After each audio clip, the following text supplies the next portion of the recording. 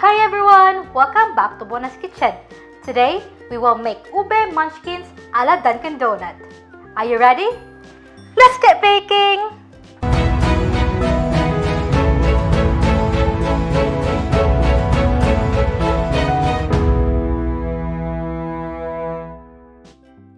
For the cake, we will need 1 3/4 cup of plain flour,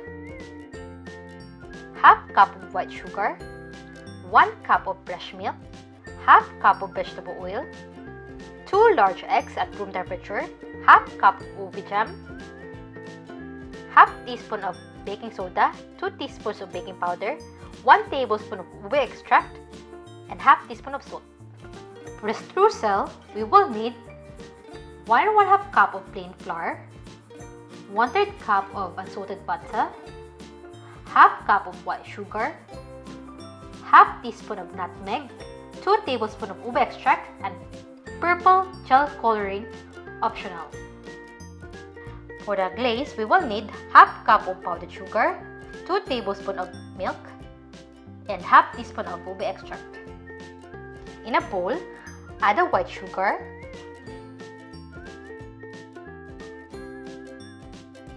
vegetable oil, give it a mix,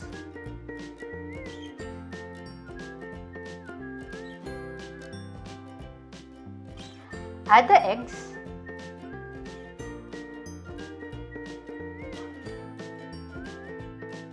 continue mixing,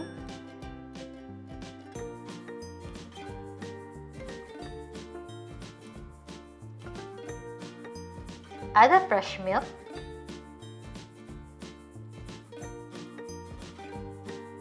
ube jam,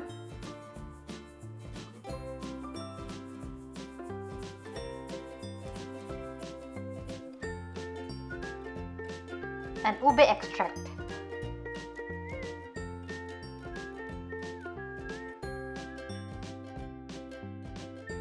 Mix them together until well combined.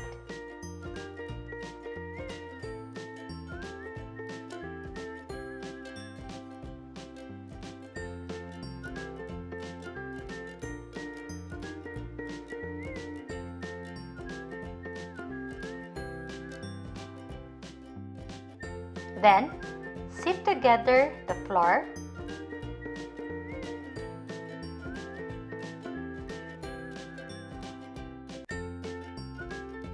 baking soda, baking powder, and salt.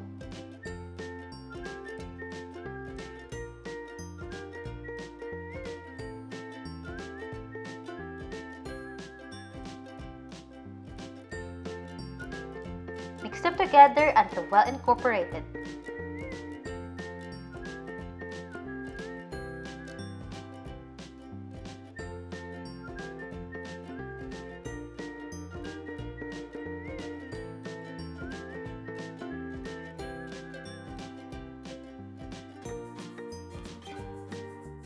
After mixing, transfer the mixture into a baking pan greased and lined with parchment paper.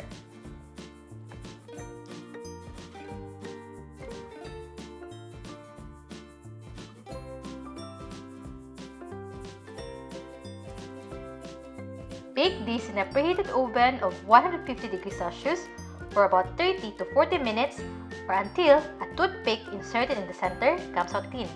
While the cake is baking, prepare the streusel. In a pan over medium heat, add the butter,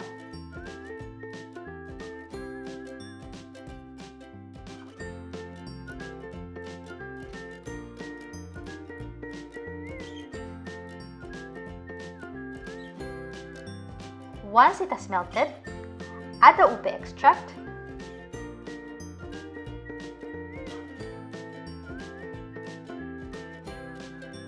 stir,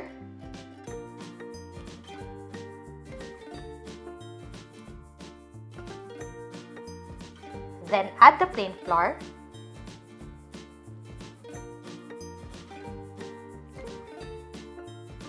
sugar, nutmeg, and mix them together and cook it for a few minutes.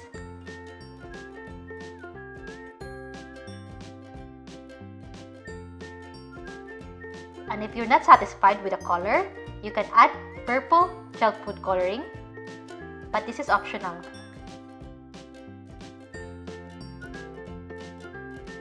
After cooking, let it completely cool and transfer it into a baking pan, and using your clean hands, break them into smaller pieces.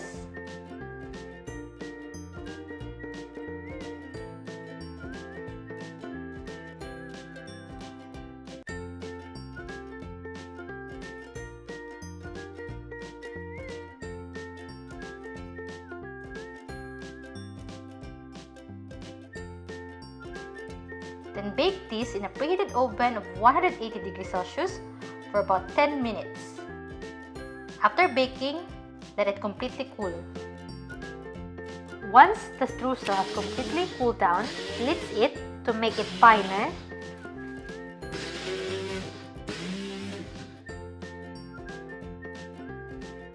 Just like this. Set this aside. Once the cake is baked, let it completely cool. Once it has cooled down, break it into crumbs. Now, scoop about a tablespoon of the cake crumbs and shape it into a ball.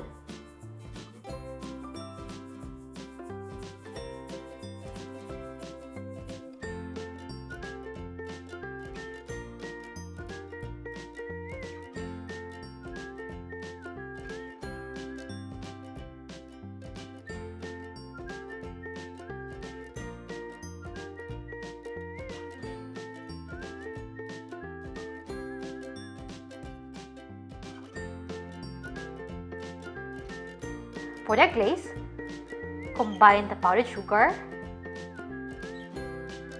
milk,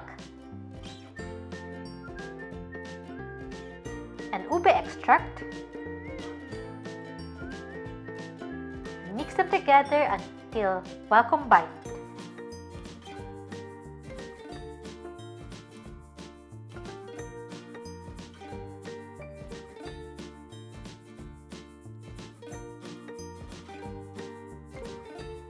Pour the glaze onto the munchkins.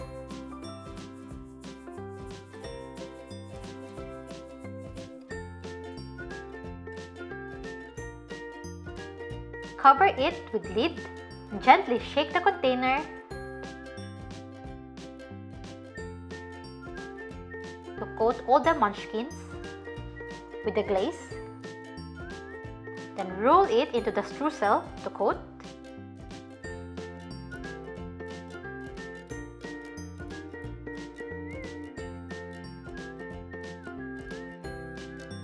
And transfer it into a plate.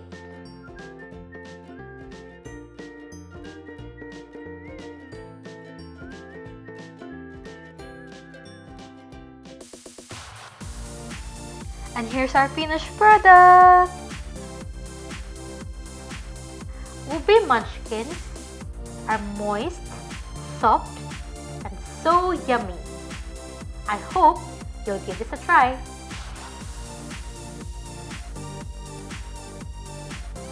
And this is what it looks like inside.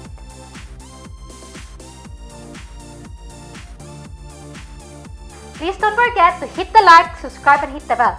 Thank you for watching and see you in the next video. Bye!